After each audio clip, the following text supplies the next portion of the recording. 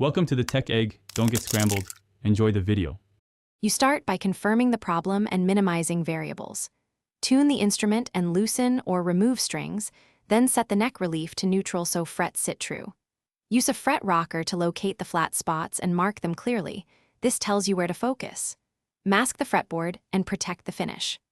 Once done, prepare flat files and a crowning file so you can level only the low areas without removing more material than necessary. You now remove the flat by leveling selectively. Place the leveling tool across targeted frets and take gentle, controlled passes. Don't rush. After each pass, wipe debris and check with the rocker and a straight edge to confirm evenness across adjacent frets.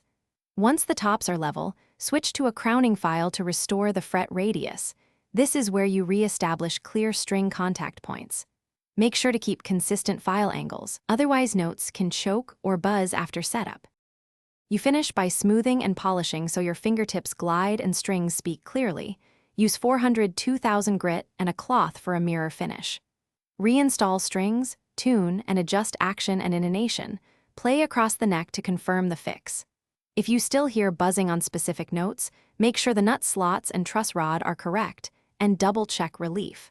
If multiple frets are beyond safe leveling, stop and consider a partial refret.